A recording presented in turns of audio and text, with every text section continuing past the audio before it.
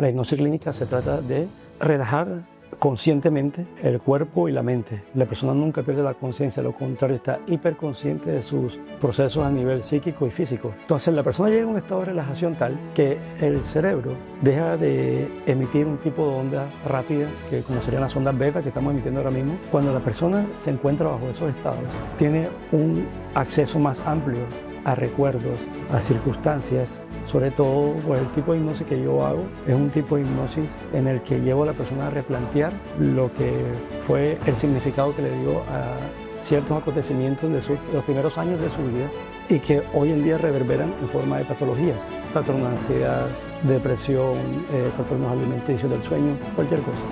Pero mi especialidad es replantear el pasado. Nosotros somos ahora mismo un reflejo de no de las cosas que vivimos, sino de cómo interpretamos aquellas cosas que vivimos. Entonces, cuando interpretamos desde el victimismo, desde la culpa, por ejemplo, hoy en día la persona se encuentra evidentemente secuestrada por la manera en cómo percibió ese acontecimiento. En un consultorio, pues convencionalmente le intentan dar una forma y dicen, no, esta persona tiene depresión, esta persona tiene ansiedad, no. Sí lo tiene. Digamos que entra dentro de un contexto clínico y sí, tiene esa sintomatología. Aquí lo que hay que abordar, y la hipnosis clínica lo permite de una manera brillante, es una pregunta, no sé si estás dispuesto. ¿Sí? ¿Tú quisieras ver a Dios? Perdón. Ya, pero ahora aquí frente a las cámaras, ¿quisieras verlo? Listo, cierra los ojos, por favor. Nosotros hemos venido a ser instrumento de ayuda para las otras personas. Absolutamente. De hecho, es la forma más elevada de vivir, el servicio. A veces las personas creen que el servicio tiene que ver con algún tipo de vocación mesiánica, de servir, y lo ven como muy grande. Mira, hermano, con el hecho de que tú cuando estés botando la basura, separes los residuos de los que no, o sea, los orgánicos, y aparte hagas otra bolsita con los plásticos, para que cuando esté el chico allá afuera recogiendo, se vaya para los plásticos y no tenga que escarbar en tu basura, y ahí está sirviendo. El servicio es cotidiano, el servicio es tratar de embellecer el mundo con tus palabras y actos. El servicio es, de alguna manera, permitir que Dios se experimente a través de ti de una manera digna, de una forma digna.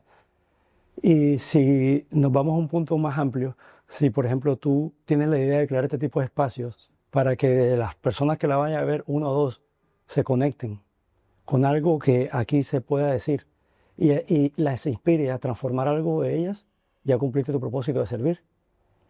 Y como lo estás haciendo todo el tiempo, tienes más opciones de transformar vidas, directa o indirectamente. Te vas conectando. ¿Por qué a veces cuesta darnos entender ese papel o ese servicio al cual hemos venido? Claro, porque a veces le delegamos mucho a la razón lo que solo más bien le pertenece a la intuición.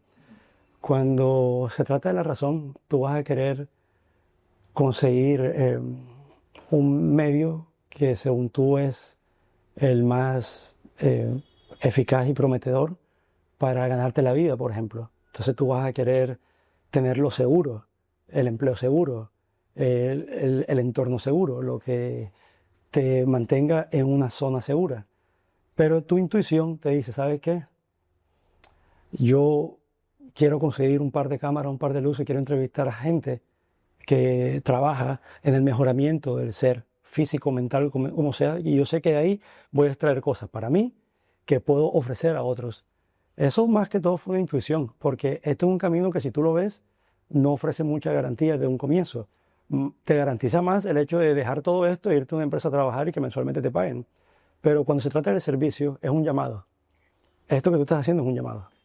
Y qué maravilloso que hayas atendido ese llamado, porque estás agradando de alguna manera a Dios, porque fue quien te ha llamado para hacer esto. Existe, nosotros pues siempre, hay muchas personas que dice, ¿existirá un Dios? De hecho, llegó un momento de mi vida donde yo decía, ¿sí será que Dios me está escuchando? Y me he dado cuenta que Él poco a poco nos va colocando esas, como mostrando nuestros puntos. Mira, aquí estoy, aquí estoy, aquí estoy, aquí estoy. Para esa persona que le está costando conectarse con Dios, ¿qué le recomendaría a usted, Albert? Primero, Dios. Ok. Esta es una pregunta. No sé si estás dispuesto. ¿Sí? ¿Tú quisieras ver a Dios? ¿Perdón? Ya, ¿quisieras ver a Dios ahora mismo? Yo vi allá. Ah, no. Ok, eso es un ejercicio que veo que lo hice. Sí, sí, claro. Pero digo, ahora aquí frente a las cámaras, quisieras verlo. Sí, claro. Listo. Cierra los ojos, por favor. No te preocupes, no va a pasar nada. Ok. Cierra los ojos y respira, prepárate porque vas a ver algo realmente impresionante. ¿Estás listo? Abre tus ojos. Mira todo a tu alrededor. Ok. Todo Todo. lo que estás viendo, eso es Dios. Eso es de creación divina. Ese es Dios. Dios por naturaleza es indefinible. ¿Cómo puedes definir lo eterno de lo finito? No es posible. La mente es, eh, es un constructo de nuestra percepción. Y nuestra percepción es totalmente humana, definida, o más bien limitada, por el rango perceptual de nuestros sentidos. Tenemos una información sensorial que recibimos de acuerdo a ese umbral que nuestros sentidos naturalmente poseen. Entonces, cuando hablamos de Dios, por ejemplo, que estoy de pelea con Dios, o que Dios me agrada, o que yo le agrado, en realidad estamos hablando de una idea de Dios, no de Dios en sí. Lo más parecido es este ejemplo que te acabo de dar, que es el Dios de Baruch Spinoza, el mismo que también adoptó Einstein, cuando le hicieron la misma pregunta. Dijeron, todo lo que yo veo a mi alrededor, eso es Dios. Tú y yo, esta camisa, este techo, esta pared, perdón, el techo, todo esto, las cámaras, todo esto es Dios. Dios está contenido en todo y todos estamos contenidos en Dios. Digamos que la palabra Dios, yo la utilizo como un recurso literario para tratar de definir lo indefinible, pero se me hace cómodo porque me permite por lo menos tener una idea, aproximarme a la fuente.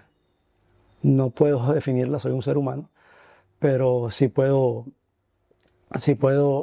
inferir más o menos, de acuerdo a la forma en cómo se manifiesta en nuestras vidas, lo que podría ser su naturaleza. Ok. Bueno, Albert, defínanos un poco qué es la hipnosis clínica Ok. para las personas que... Bueno, la hipnosis clínica es un recurso maravilloso, a diferencia de la hipnosis de circo o de salón, en la que la conciencia de la persona aparentemente es secuestrada por la voluntad del hipnotista y le pide que hable como un pollo o que no sé, que baile una polca y la persona lo hace, aparentemente en contra de su voluntad. No, ahí hay un consenso convenido indirectamente entre el hipnotista y la persona y se crea un show. Aquí es totalmente distinto. Aquí, la hipnosis clínica se trata de relajar conscientemente el cuerpo y la mente. La persona nunca pierde la conciencia, lo contrario, está hiperconsciente de sus procesos a nivel psíquico y físico.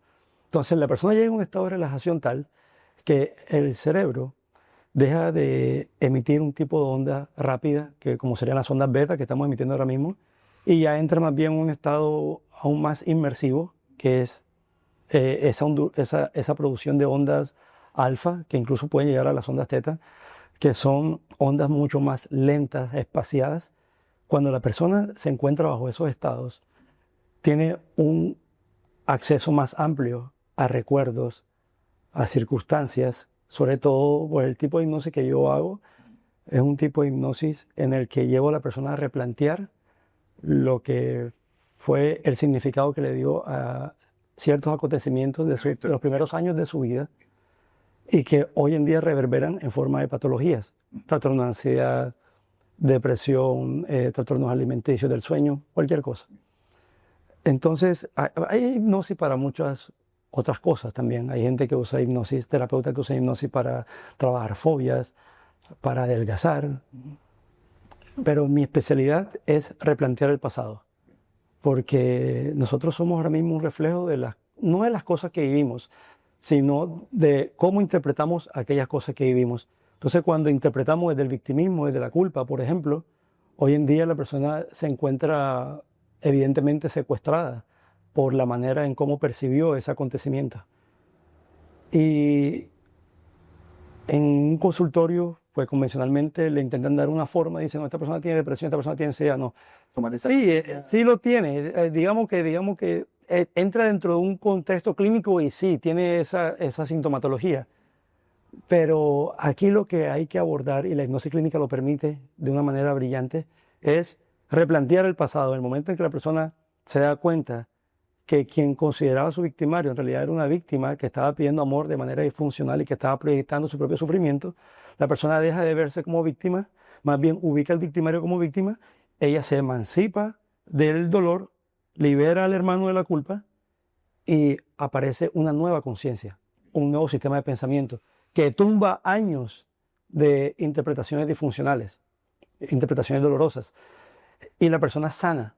¿En qué sentido sana? En que ya hay ausencia de sintomatología. Ya la persona deja de sentir depresión, deja de sentir ansiedad, comienza a enamorarse de la vida, comienza a ver todo de manera misericordiosa. Esto además también le funciona mucho porque cuando se presentan acontecimientos eventualmente que puedan ocurrir como una muerte o un despido o una separación, la persona va a tener mejores recursos para manejar este tipo de circunstancias porque de alguna manera logró someter a su propia mente, logró volver a tomar control. Porque cuando una persona está ansiosa o deprimida por un episodio doloroso, eso evidencia que la mente secuestró de alguna forma la conciencia y se impuso desde el miedo, desde el dolor y desde la culpa. Y cuando la persona retoma el poder, retoma la fuerza de su conciencia y es quien dirige su vida nuevamente, entonces es el jinete el que otra vez vuelve a dirigir el caballo y la persona va a tener mejores recursos. Cuando pasen este tipo de acontecimientos, la persona va a saber de qué manera mantener la mente a un lado y entender todo esto de una manera mucho más saludable, entendiendo, por ejemplo, de que una separación o una muerte no está proponiendo que la persona muera, que la persona se destruya, sino que lo contrario, tome fuerza y se expanda, porque no hay algo que te haga sentir más elevado, más expandido y más fuerte que el dolor. El dolor es absolutamente necesario. Cuando tú lo entiendes, lo aceptas, lo abrazas, sintiéndolo, pero al mismo tiempo permitiendo que esa experiencia se convierta en todo un aprendizaje. O sea, es un maestro. ¿Sí? El dolor es el maestro perfecto de nosotros los seres humanos. Y cuando se toma de esa manera, digamos que el dolor se experimenta, pero llega un momento en que Ya no lo ves como una herramienta de martirio, sino como una herramienta de superación. Absolutamente. Como un trampolín. Absolutamente. Y no lo ves tampoco como un castigo divino que mucha gente lo ve así. Dios, ¿por qué me hiciste esto? ¿Por qué me quitaste a mi hijo? ¿Por qué me...? No. Ya lo ve más bien como un planteamiento hacia el camino de esa alma que necesitaba vivir eso para experimentar el dolor, el cual a su vez le permite expansión. Entonces, cuando la persona mira las cosas de esa manera, se vuelve, digamos que no imperturbable, porque eso ya sería una neurosis, pero sí más bien consciente de sí. Se tiene mucho más fortaleza de enfrentarse. Absolutamente. Ya tiene más recursos, como decía. Un músculo mental, ¿no? Un músculo espiritual. Un músculo espiritual, absolutamente. Ya ese alma se hace mucho más robusta. Ya los impactos inevitables de la vida los sabe manejar de una manera mucho más amorosa. Y se permite sentir el dolor, pero ese dolor no se convierte en sufrimiento. ¿Qué es lo que hace que el dolor se convierta en sufrimiento? La frecuencia con la cual tú sostienes esa experiencia en tu mente. O sea, la atención que le das. O sea, quedarte anclado. Quedarte anclado, pero también junto a una definición. Reforzar la definición de dolor. Sí, Dios me abandonó. No merezco que esta persona me haya hecho eso. Porque a mí, porque yo, y te quedas en este tipo de argumentos que terminan socavando tu paz y convierten la experiencia que está diseñada para que tu alma crezca, para que tu espíritu se robustezca, para que tu carácter se forje, termina convirtiéndose en una tumba donde caíste y estás muerto en vida. Esas son las personas que llevan años sin poder superar un duelo, por ejemplo, y están muertos en vida, o que están todo el tiempo amargados, no le puedes decir nada, y con cualquier persona aprovechan para expectorar su dolor. Sí. Eso viene de experiencias que llegaron a impactar a ese nivel, por la forma en cómo se interpretaron. Entonces, para volver a la respuesta, en la hipnosis clínica se replantean todos esos sistemas de pensamiento. Ahora que hablas sobre las ondas betas y las ondas alfa, Actualmente ya lo terminé de leer, pero ayer volví a leer esa parte que me llamó mucho la atención. El libro habla sobre, el autor es apellido Stone. Y Robert Stone. Sí. Claro. Ingeniería psicotrónica. Maravilloso. ¿Usted ya lo leyó? Claro que sí. Ok, y tiene una parte donde habla sobre las ondas beta y las ondas alfa, que nosotros podemos acceder a ella en una mañana, que te explique un poco a las personas. Se lo voy a explicar y qué bueno que toques ese tema porque me parece que es importante que las personas cuenten con este recurso para tomar mejores decisiones y hacer una introspección en su propio ser y encontrar respuestas. Es maravilloso. Mira, alguien que describió esto de manera brillante fue el doctor José Silva. Él creó el método de control y ultracontrol mental, llamado como él, José Silva, el método Silva de control y ultracontrol mental. Él era técnico eléctrico y él se dio cuenta de que en los cables, si había mayor resistencia, había menos flujo energético. A menor resistencia, mayor flujo energético. Entonces él dijo, ven acá, si llevamos esto y lo extrapolamos al cerebro, ¿cómo sería un cerebro que actúe y que funcione con menos resistencia? Tendría un mayor flujo informacional. Pero ¿cómo logramos eso? Para ese tiempo, más o menos los años 50, 60,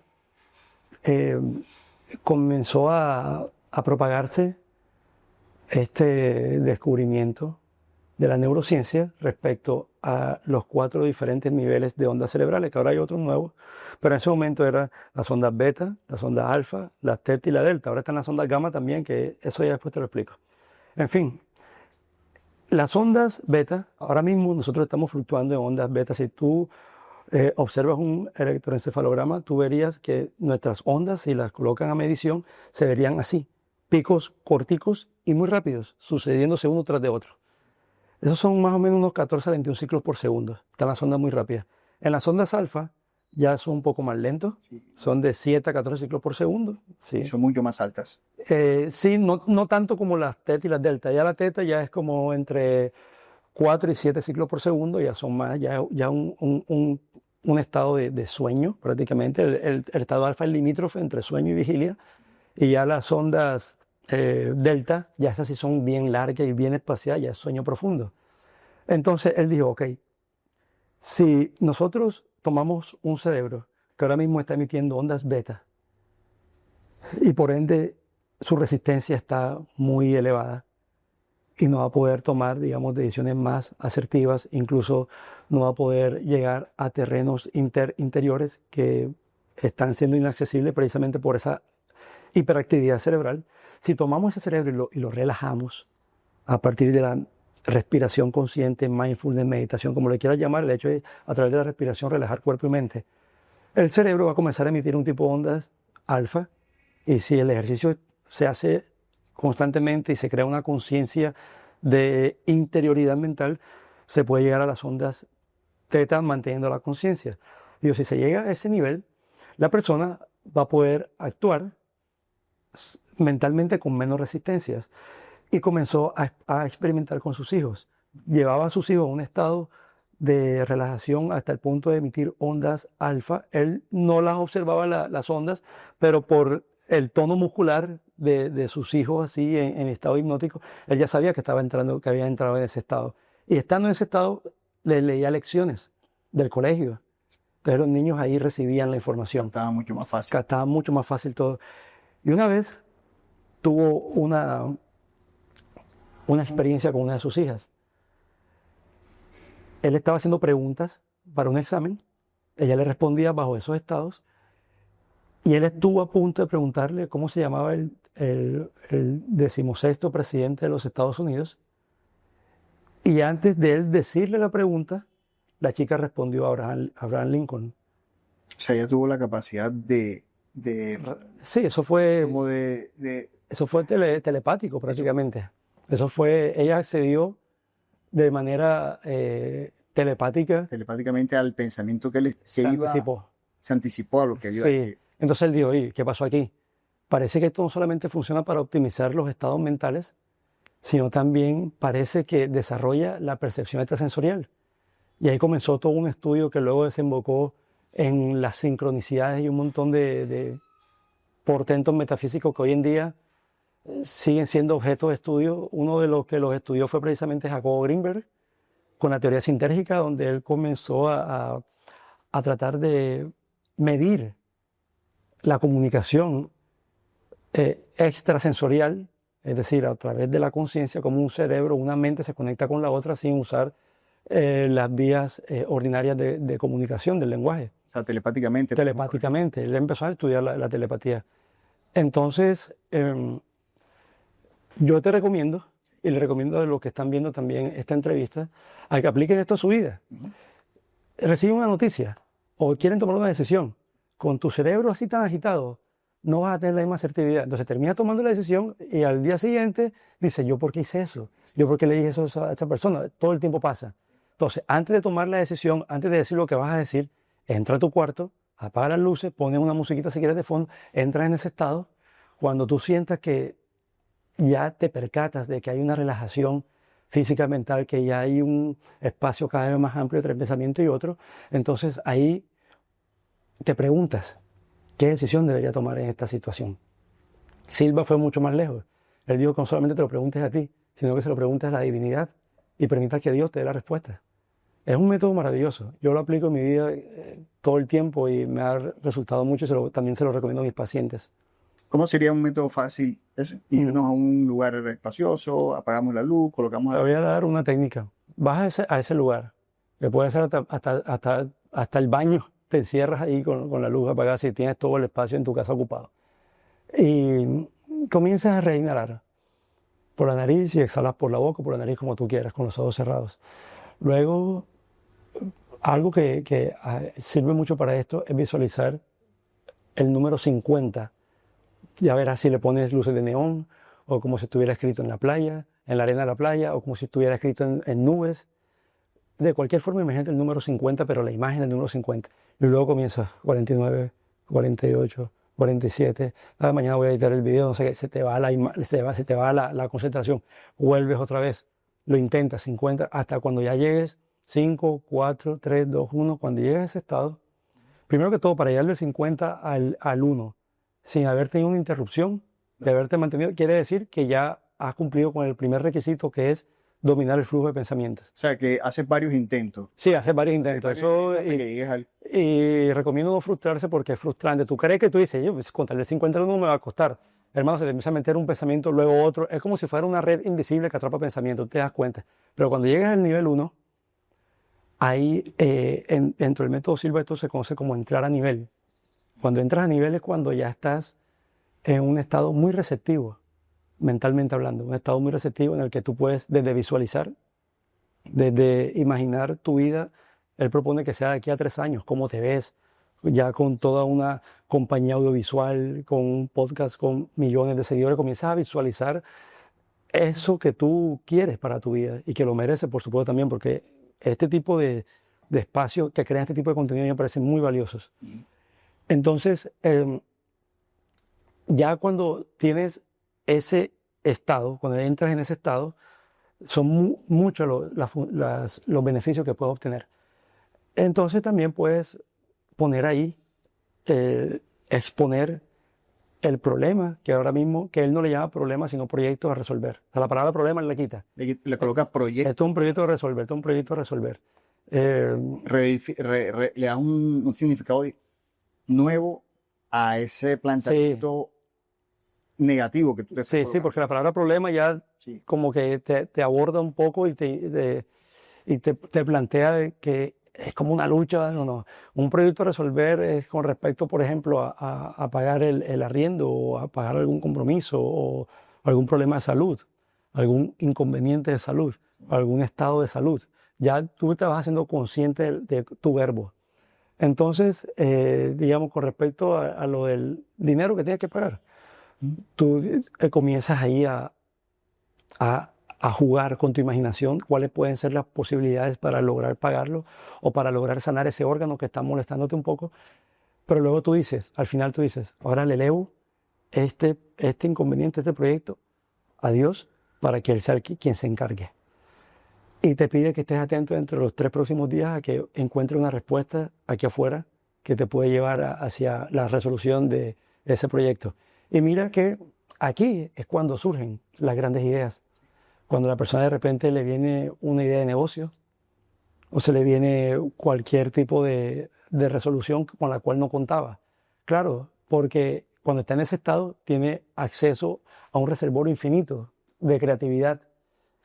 Y cada vez que tú estás frente a lo que él llama un proyecto, vamos a llamarle un inconveniente. Sí.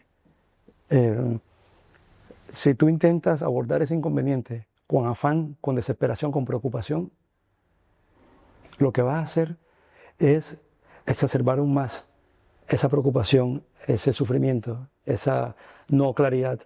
Pero cuando dejas espacio a que en tu interior se planteen las posibles soluciones, las soluciones aparecen en un sueño, en un pensamiento, en una inspiración, tú no sabes de qué manera, y de repente aparece una persona, y de repente recibe un correo electrónico, y de repente recibe una llamada, y cuando vienes a ver solucionaste y no te diste cuenta cómo lo hiciste.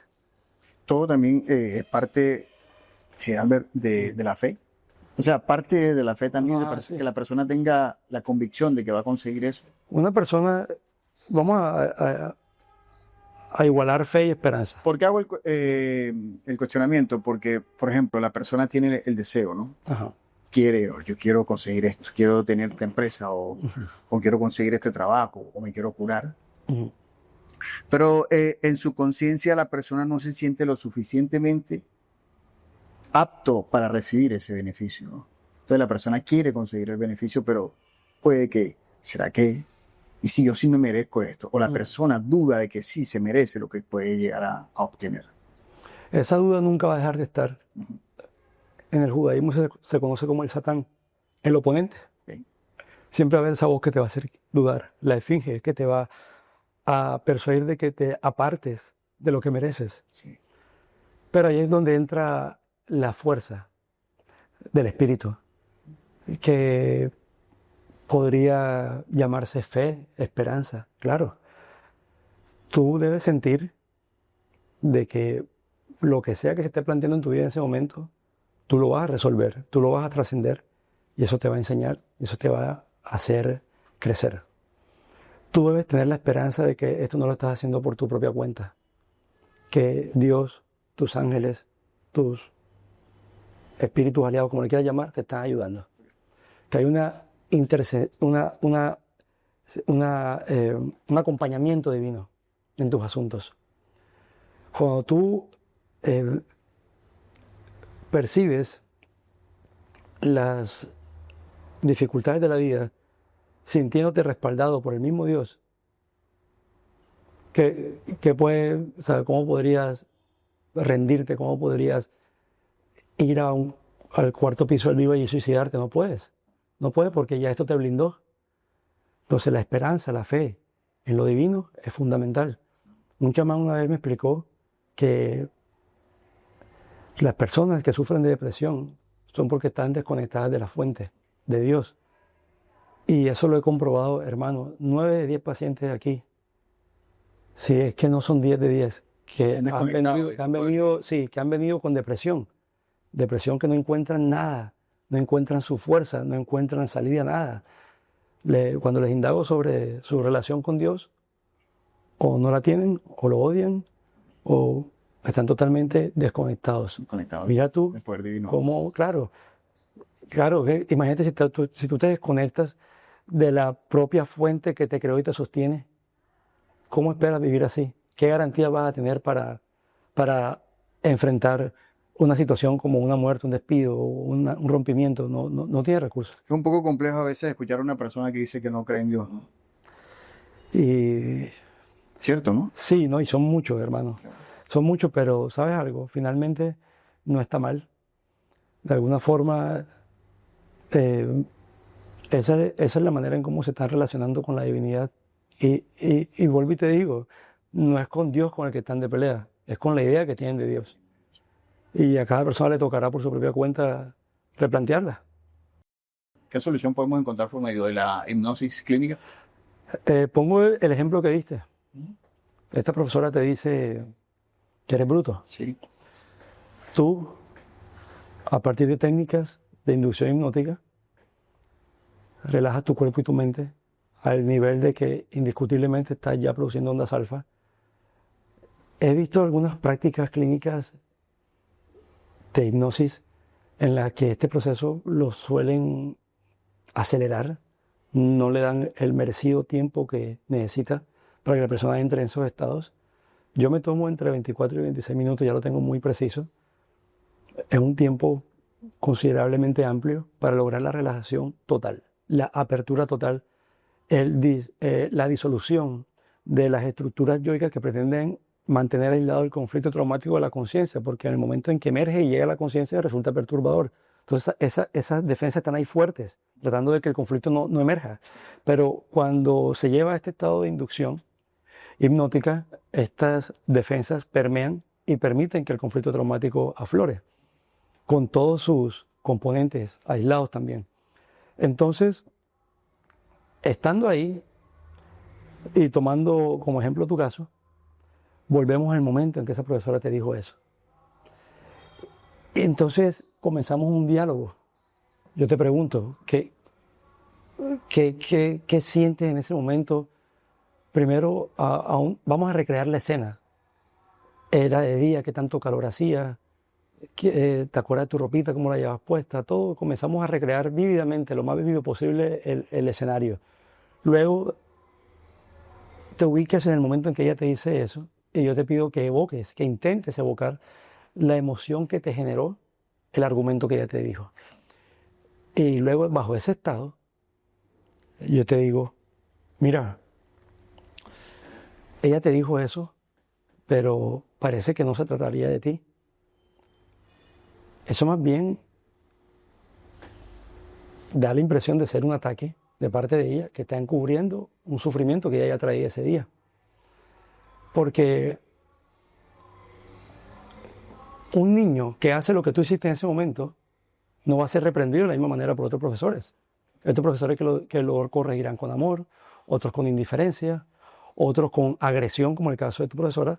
Entonces ya tú sospechas, tú dices, bueno, pero ¿por qué ella decidió agredirme? Ya tendría que indagar por qué ella llegó a ese momento arrastrando. De pronto estaba frustrada, un problema interno en su casa. Absolutamente. Entonces ya tú con ojos de adulto ves lo que en su momento viste con ojos de niño y que se convirtió en esa herida. Esa herida fue producida por la mirada del niño. La mirada del niño es una mirada victimizada porque el niño, dentro de su inocencia, él siente que tiene todas las garantías en el mundo, que el mundo no puede quebrarlo. Pero cuando el niño percibe que su entorno es amenazante, sufre. Entonces esa mirada se mantiene permanente. Y cuando llega el adulto, no se da cuenta que inconscientemente, aunque mira muchas cosas con ojos de adulto, hay cosas que persiste desde la mirada del niño. Entonces se va hacia allá, y eso que tú acabas de decir es una respuesta a un adulto. A lo mejor ella venía frustrada de alguna situación que le pasó en su casa, en su mismo trabajo. Pero un niño no ve de esa manera. No tiene ese conocimiento de llegar a... No tiene esa capacidad, de esa empatía, ese nivel de comprensión que ya tú ahora como adulto tienes. Entonces ya tú vuelves a percibir el hecho, resignificas el hecho, pero esta vez con otra mirada. La otra interpretación. Claro, Sí. y al darle otra interpretación surge otra emoción, porque recuerda que las emociones no surgen solas. Las emociones surgen porque un pensamiento las detona. Es decir, surge la liberación emocional sobre ese hecho. Absolutamente. Y te perdonas a ti, porque de pronto hasta la persona viene cargando como que sí, me equivoqué, yo soy un bruto, yo soy un bruto, no sirvo. Es la persona, al darle un nuevo significado a ese evento, se libera de esa carga. Se libera, hermano, y te digo que la liberación no es una liberación que dura 2 meses, es una liberación irreversible. Ya la persona, cuando logra ver desde la conciencia, desde su espíritu, ya no puede volver a imponerse ese sistema de pensamiento disfuncional, no es posible, porque la persona ya comprendió. Es como si tú estás aquí y alguien te toca el hombro, aquí, te volteas y no hay nadie. Te toca te volteas y tampoco hay nadie. Entonces te surgen 2 hipótesis en ti. O hay fantasmas o te estás volviendo loco. Y estás sufriendo por esos argumentos, estás sufriendo por esas ideas. Pero de repente un día tomaste fuerza y te volteaste lo suficientemente rápido y te diste cuenta que había un hombrecito haciéndote así en la espalda. Ya te diste cuenta de dónde venía. para tú volver a sentir que era un fantasma o que te estaba volviendo loco, no hay forma. Porque ya conociste Ya conociste dónde venía. el origen. El origen, ya te percataste del origen. Y ya no hay manera de volver a sufrir por eso. Entonces, la hipnosis clínica para mí es un recurso maravilloso, casi que milagroso. Sí. Las cosas que he visto aquí, hermano, los casos que yo he tenido la fortuna de ver aquí, en este consultorio, en este lugar, yo no lo puedo explicar como otra cosa y no lo puedo describir y definir como otra cosa que milagros. Un milagro. Albert, cuéntanos un caso para que la persona se conecte, ¿no? Y diga, wow, si él lo pudo hacer, pues yo también puedo, ¿no? Sí, hay tantos casos. Este es el caso de un paciente muy querido. Todos mis pacientes terminan siendo mis amigos. Eso es algo muy bonito. Este chico tenía una cuestión muy problemática en cuanto a sus relaciones. Tendía a apegarse emocionalmente a sus parejas. Y él trataba de entender qué podía hacer. A nivel consciente no hay acceso a esa información. De pronto con psicoterapia podía acceder a esa información. Le iba a tomar mucho tiempo. La gran ventaja que tiene la hipnosis clínica es que llega directamente al inconsciente. Y eso hace que la persona obtenga la respuesta de manera inmediata. Toda la persona que está padeciendo necesita sanar. Y necesita hacerlo ya, no espera. La sanación no espera. Entonces este chico, en su sesión de hipnosis, viajó a un momento de su vida donde su mamá, con los ojos así abiertos y con la voz fuerte, vociferando, le dijo que no sabía por qué lo había tenido, por qué lo había permitido nacer. Y él se quedó con eso. Claro. Se quedó con eso y se quedó con la definición de que él no merecía nacer, de que él no era suficiente, de que en realidad su mamá nunca lo quiso tener y se quedó con eso. Ahí. En ese momento, yo no se lo pedí, espontáneamente él llegó a ese día. Él recuerda que él estaba junto con su hermano en la sala y llega la mamá y le dice eso. Pero esta vez él notó algo que no había notado en todos los años de interpretación de ese hecho. Él se percató primero que la señora venía de trabajar, que estaba visiblemente agotada porque era mamá y papá. Le tocaba, después de venir de trabajar, encargarse de sus hijos. El hermano mayor cuidaba al hermano menor. Tenía que llegar a esa hora, cansado como estaba, a cocinarles, a hacerle las tareas. Él no se había percatado de esa parte de la historia. Él estaba en el victimismo de que me dijo que yo por qué nací, pero él no se dio cuenta de que llevó a la mamá a decir eso. Y recordó que la mamá le había pedido hacer algo. Una tarea, algo que le pidió hacer en la casa de manera que cuando ella llegara se le hiciera más fácil.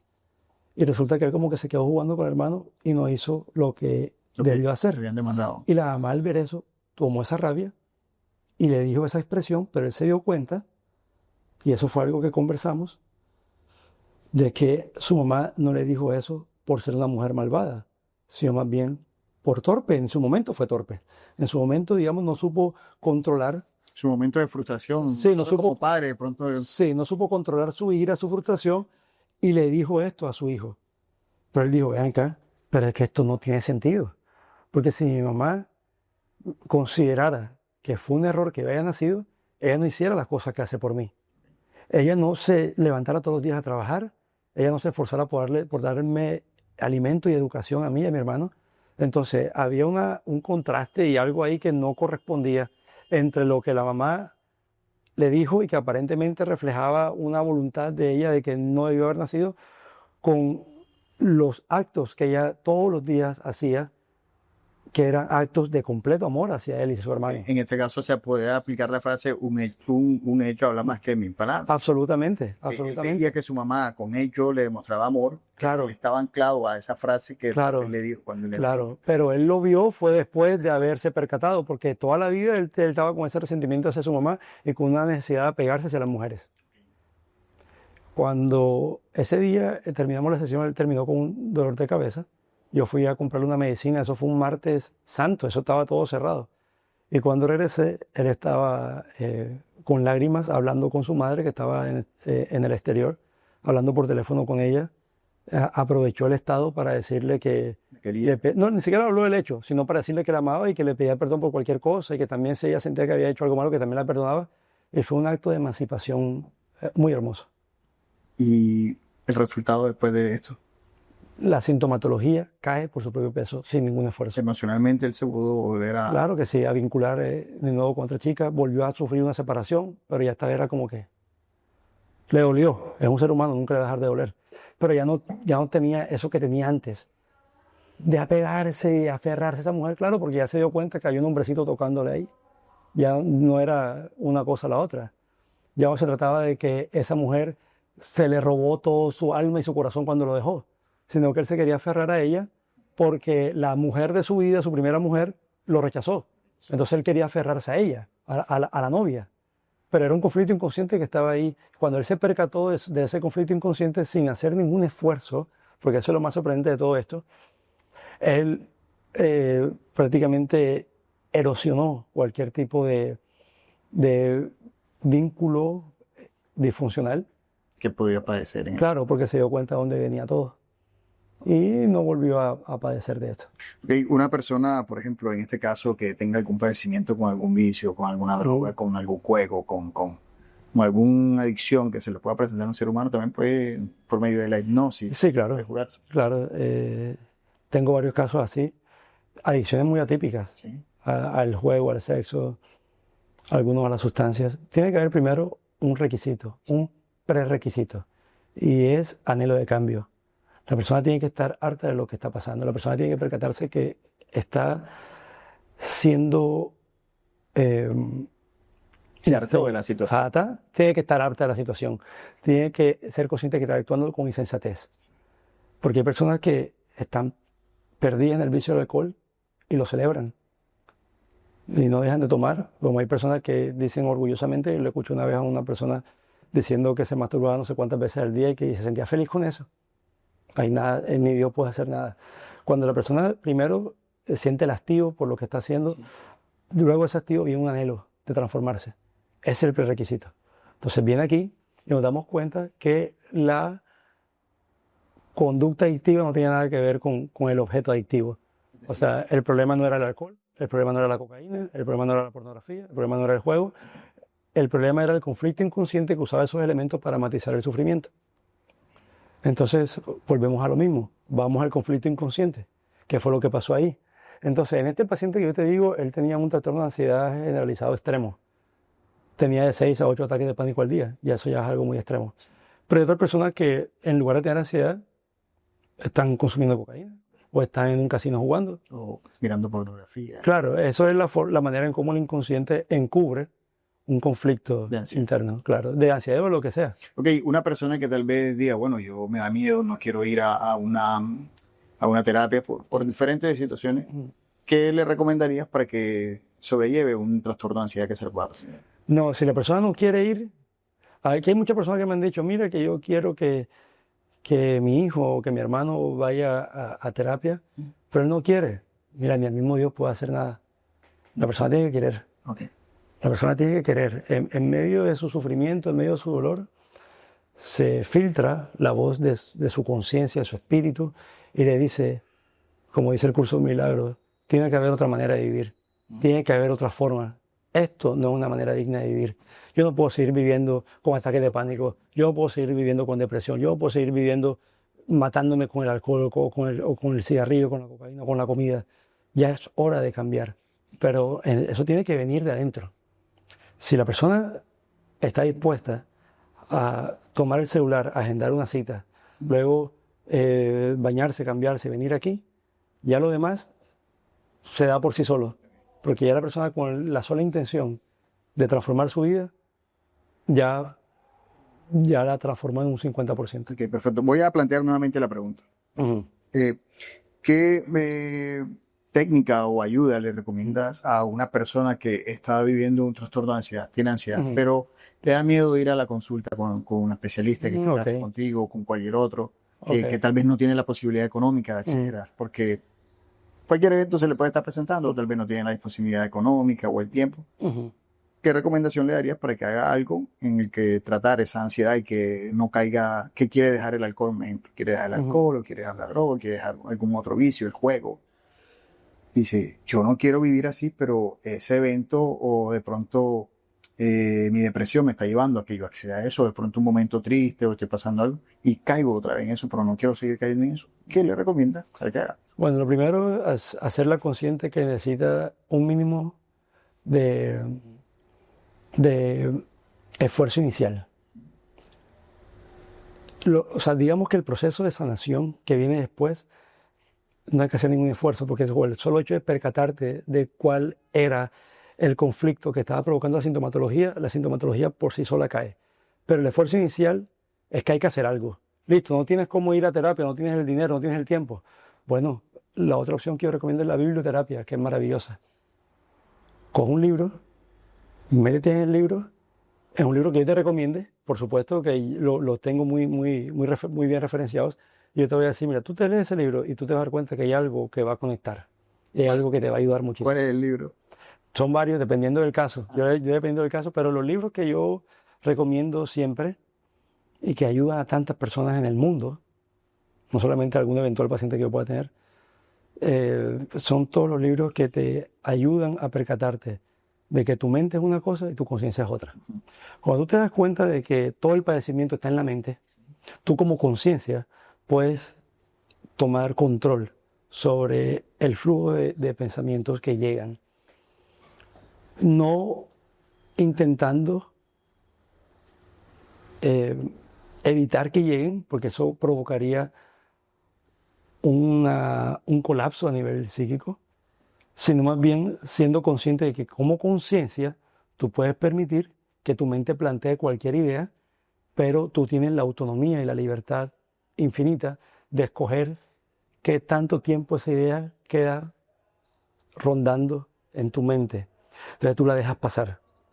Por eso es tan importante las técnicas de meditación pasiva, de mindfulness, porque te permiten tener una gestión adecuada del pensamiento. Los pensamientos de no paz, los pensamientos ilusorios de miedo, culpa o dolor, tú dejas que lleguen, porque sería antinatural no permitir que lleguen, tú dejas que lleguen, pero al mismo tiempo permite que pasen. Ya no lo sostienen mucho tiempo. Entonces, de hecho, hermano, la solución a los ataques de pánico prácticamente es retar a ese pensamiento, a ese argumento que te dice que se te va a parar el corazón, que no vas a poder respirar. La persona se convence que eso va a ser así y se tira en el piso en medio del centro comercial y se acurruca y comienza a desesperarse porque siente que se va a morir. Pero cuando tú le dices, sabes que la próxima vez rétalo, dile, bueno, aquí estoy, mátame. Aquí estoy.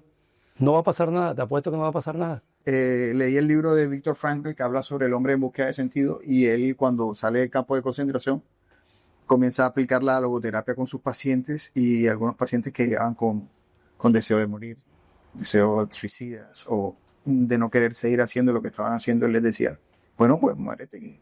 ¿Y por qué no te mueres, no? No me puedo morir porque es que yo tengo un hijo o tengo una hija, tengo este proyecto. Entonces ahí venía el nuevo significado.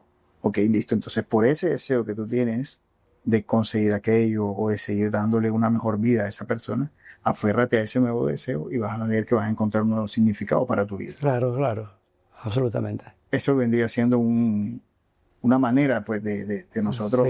Sí. Mira que cuando él está en los campos de concentración, él dice, bueno, me quitaron el abrigo, me quitaron la comida, me quitaron mi libertad, pero lo que no me pueden quitar es la forma que yo quiero escoger de cómo sentirme respecto a esto. Y yo escojo sentir esperanza de que voy a salir de aquí. Eso fue lo que le dio el vigor. Entonces, así como tú escoges respecto a cómo quieres tú cómo quieres tú que algún suceso en tu vida impacte en ti, tú también puedes escoger qué pensamiento albergar y de cuál pensamiento deshacerte. Tú eres totalmente libre de eso. Una persona que cree que su mente está condenada al sufrimiento, porque la mente solamente intenta sobrevivir. Entonces, como la mente intenta sobrevivir y encontrar un espacio seguro y cómodo, la mente va a tener siempre una visión muy reducida de la existencia. Entonces, sí, está la mujer que está con un hombre que la golpea, que la trata mal, pero sigue ahí porque para su mente ya conoce ese terreno, no quiere explorar otro porque ya se siente que ahí tiene unas garantías, pese a estar siendo totalmente avasallada, siente garantía y está ahí tranquila. Pero su alma le dice, ¿sabes qué? Déjalo y lánzate. Lánzate porque más allá puede haber luz esperando por ti. La mente no entiende eso. El espíritu sí. Entonces el espíritu es el que termina lanzándose. Y ese mismo espíritu es el que decide tomar posesión de la vida de esa persona. Entonces la persona ya más bien anda por la vida sintiéndose más espiritual y menos mental. Se siente menos identificada con la mente y más identificada con su espíritu. Sigue siendo un ser humano, por supuesto, enfrentado a un montón de vicisitudes de la vida diaria, pero tiene como mayor conciencia, una mayor amplitud en su forma de entender la vida, la existencia. Es así. Ok, ahora que me haces, tocas ese tema, se me viene una pregunta importante Claro. con temas de pareja y me parece un momento para hacerlo. Una pareja que esté pasando por un momento difícil, pueden por medio de la hipnosis redignificar o darle un nuevo significado a su historia de pareja y comenzar a vivir una nueva vida en pareja. Hasta ahora no he hecho hipnosis de pareja. Nunca lo he He hecho psicoterapia de pareja, que trabajo con eso también. Sí. Me he dado cuenta luego que cada persona por su cuenta necesitaría, en algunos casos, Okay. Un trabajo individual. un trabajo individual de hipnosis clínica. Sí. Claro, porque cuando la persona se percata de qué es lo que le está causando la perturbación, eso la lleva inevitablemente a darse cuenta de que lo que está pasando con su pareja es una proyección de su propio sufrimiento. Y al trascenderlo, ya no tiene necesidad de seguir, digamos, usando a la otra persona como un objeto de esterilización del dolor. Entonces, cuando ya lo sana, ya la relación mejora. Pero ese en caso de llegar a necesitar. Hay casos de conflictos entre parejas que no son más que falta de comunicación o falta de un propósito de la relación como tal, u otros factores. Estoy muy bien. Bueno, técnicas fáciles de aplicar para una persona que tal vez tiene un pensamiento rumiante que le está afectando, que no lo deja vivir, que no lo deja tranquilizar, no lo deja tomar una buena decisión. Maravilloso, claro que sí. Claro que sí.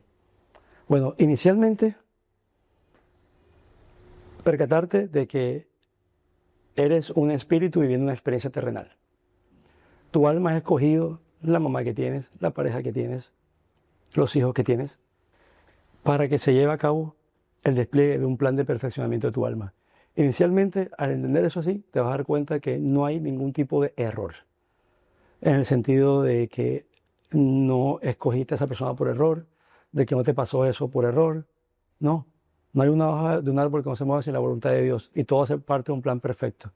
Cuando te das cuenta de eso, la vida se te hace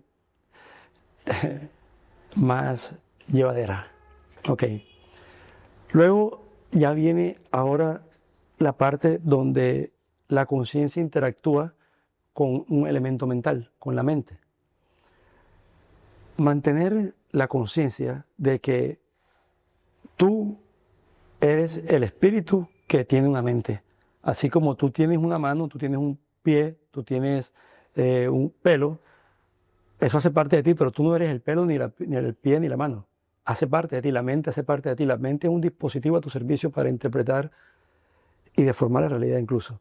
Entonces, cuando tú te das cuenta que no eres tu mente y te disocias y más bien la mente la usas para interpretar la vida, para conducirte en este mundo, tú te haces consciente de los pensamientos que permites que tu mente emita, no tratando de que no los emita, sino siendo consciente de cuáles de esos pensamientos tú les das albergue en tu conciencia. Recuerda que le das espacio en tu conciencia en la medida en que le inviertas atención. Si hay un pensamiento disfuncional de odio, envidia, dolor, culpa, victimismo, ya tú sabes que es un pensamiento oscuro y tú no tienes por qué sostenerlo con tu atención. Déjalo que pase. Para aprender a dejar que el pensamiento transcurra, las técnicas de meditación y mindfulness son muy importantes. Técnicas como, por ejemplo, tú puedes simplemente cerrar los ojos, respirar y comenzar a decir la palabra Coca-Cola, Coca-Cola, Coca-Cola, y te puedes ir ahí. La mente se distrae emitiendo esa palabra y tú te vas a un estado de no mente. Ahora bien, reemplaza eso de Coca-Cola, por supuesto, y di otra cosa mucho más luminosa y mucho más poderosa, como decir soy luz, soy luz, soy luz, y meditas con eso. O cualquier tipo de mantra hindú. Eh, Om. Hay otro que es muy lindo. Om Sohum, que es como la conciencia del yo soy, yo existo. Y te vas ahí, y te vas ahí. O puedes simplemente levantarte en la mañana o en algún momento del día, te colocas una venda, abres un espacio en la sala o en tu cuarto, colocas música instrumental y comienzas a dejar que el cuerpo se mueva. Es una manera de meditar también. Otra manera maravillosa de meditar y de conectarte con la divinidad es irte a un parque o irte a la playa, quitarte los zapatos y comenzar a caminar y permitir que tu campo electromagnético se eleve. Esa conexión con la naturaleza. Absolutamente. O también en los momentos crepusculares del día, como el amanecer y el atardecer, observas el sol, que es cuando ya está observable, ya cuando está amaneciendo, cuando está atardeciendo, y con el solo hecho de verlo, ya comienzas a generar melanina, que eso te va a ayudar en todo el restablecimiento de tu sistema inmune, y esto se va a reflejar en un cerebro mucho más oxigenado, en un cerebro y una mente con una conciencia mucho más amplia de sí. El hecho también de contemplar la creación te permite percatarte de que hay un creador detrás de toda esta obra. Y eso te hace ser más consciente de que estás siendo parte de una danza cósmica, en el que tu vida y cada cosa que has vivido es un elemento maravilloso en el despliegue del plan de Dios, que no es otro más que el de experimentarse a través de ti. Otras técnicas pueden ser, como te digo, la biblioterapia, maravilloso. Libros como La vibración del pensamiento, de William Walker Atkinson, El poder de la cábala, de Yehuda Berg. Satán, de Raf Berg, es un libro increíble que te permite percibir la diferencia entre conciencia y ego, impresionante. Okay. Y eso también te va a servir para cuando sientas alguna ansiedad, te das cuenta que tú no estás sintiendo la ansiedad.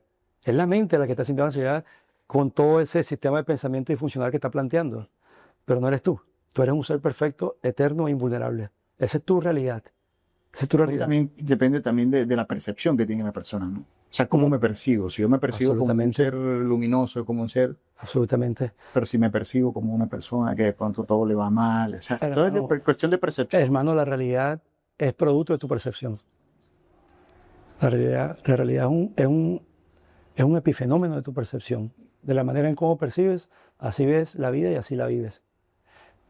La buena noticia de esto es que al momento de reinterpretar tu percepción, de replantear tu percepción, tu realidad se transforma. Y no solamente me refiero a tu realidad interna subjetiva, también el mundo de las formas. Ocurren cambios allá afuera impresionantes. Eso también te lleva a tomar conciencia respecto a que la realidad externa y la realidad interna son dos caras de una misma moneda. Cuando tú comienzas a embellecer tu ser física, mental y espiritualmente, el mundo de las formas también se embellece y comienzas tú a recibir un correo electrónico con una propuesta interesantísima, conoces a alguien que te lleva a otra forma de vivir, porque te plantea un negocio o tiene una relación sentimental contigo y esa relación te enseñó mucho. Comienzan a pasar cosas allá afuera, favorabilidad en todas las formas posibles. Y eso es muy importante, percatarse de eso. Cuando estaba leyendo el libro de El poder psicotrónico de Stone, él dice que nosotros cuando entramos a las ondas beta, ondas alfa, las ondas alfa, porque las ondas beta son las que... La del estado convencional de atención, cotidiano, sí. Podemos crear eventos que queremos o atraer eventos que queremos. Sí. Explícanos un poco sobre eso. Bueno, la magia del poder psicotrónico, ese libro, yo tomé lo que me servía. Hay cosas que no considero convenientes, como por ejemplo la influencia mental en otros. Sí, eso es... Que esta persona guste de mí, que esta persona... No, atraer... O sea, es como manipulación. Sí, eso ya es manipulación, eso no es bueno. Pero, por supuesto, en el momento que tú te das cuenta que tu mente es un dispositivo creativo, tú diseñas tu realidad. Con el primer pensamiento con el que te despiertas cada mañana ya estás creando tu realidad. Entonces es importante tener eso en cuenta porque cada pensamiento que decides sostener ya está creando realidad. Y eso te hace consciente de darle al ojo a los pensamientos que te van a llevar hacia el resultado que tú esperas en tu vida, como profesional, como persona, como todo, y descartar aquellos pensamientos que tú sientes que más bien te van a llevar hacia lo que podría ser Un fracaso. un fracaso, que no me gusta llamarle fracaso, pero sí más bien como, porque todo obra para bien finalmente. Pero sí lo que te puede llevar a un estancamiento de tu propósito. Es importante eso, tenerlo en cuenta. Bueno, el otro tema es, evidentemente, los hongos, ¿no? Ujú. Cuéntame un poco sobre cómo viene, cómo se utilizan, cuál Bueno, es el fin. la intención define el, el efecto de este tipo de llaves en tu ser, en tu psique, en tu alma, en tu espíritu. De alguna manera, la tierra, porque Dios así lo ha querido, ha decidido parir estos frutos, como los hongos, el ayahuasca, todo. Y el ser humano ha llegado a ellos y ha realizado que a través de sus efectos puede ver las entrañas del mismo universo. No solo el universo allá afuera, sino su propio universo interno. Y las personas cuando pasan por este tipo de experiencias, cuando van con la intención, por supuesto, de transformarse, obtienen una transformación impresionante en sus vidas. Estas sustancias, yo las uso acá. De la puerta de mi consultorio para afuera pueden ser tomadas como drogas, Okay. como anestesiantes, pero de la puerta del consultorio para adentro son medicinas, son llaves que revelan los pliegues del alma y le dan a la persona todos los recursos para trascender a su sufrimiento. Ok, algo totalmente profesional y terapéutico, ¿no? Sí, claro. No pueden ser uso recreativo, ¿no? No, Totalmente. además sería perder todo el potencial enorme que tienen para transformar la vida de alguien. Ok, claro, también escuché un poco no sabía que trabajabas con ayahuasca. Uh-huh. Ya que, Pero yo no lo ofrezco, No, porque no. eso lo ofrecen los indígenas. Sí, hacemos. Pero yo guío a la persona hacia... Sería como un intermediario, entre comillas, ¿no? Sí, digamos que la persona vive su proceso, pero yo me encargo de prepararla y también de ayudarla a digerir la experiencia después de haberla vivido. Se dice que son estados Sí, son estados muy fuertes sí, de psicodelia, Sí, pero es un viaje maravilloso finalmente. Es difícil, sí. no te voy a decir que no, sobre todo la ayahuasca, pero en ese mismo momento, en esa misma ceremonia, te das cuenta de toda la luz que rebosa en ti. Ok, sí, este tipo de terapias o de sustancias de productos se tienen que tomar con el acompañamiento de un especialista y se dice que lo más recomendable tiene que ser ¿cómo se le llamaría a la persona? Si es la ayahuasca, un chamán, Eso. un indígena. Indígena. Indígena. El hombre blanco no puede ni debe dar ayahuasca, ¿no? Al menos que tenga una preparación, pero imagínate, ya esta persona la vida las ha preparado al permitirle nacer en una comunidad indígena. Entonces, mejor leémosle a ellos, claro. Bueno, Albert, cuéntame a través de un poco sobre la música, cómo ella está, ya como para ir finalizando. Ok. ¿Cómo ya está la música o la estás aplicando en el momento? Cuéntanos un poco sobre eso. Hermano, la música, al igual que la psicología, son dos virtudes, las considero que se han dado en mí de manera totalmente espontánea y natural. Considero la música como mi talento y la psicología como mi don.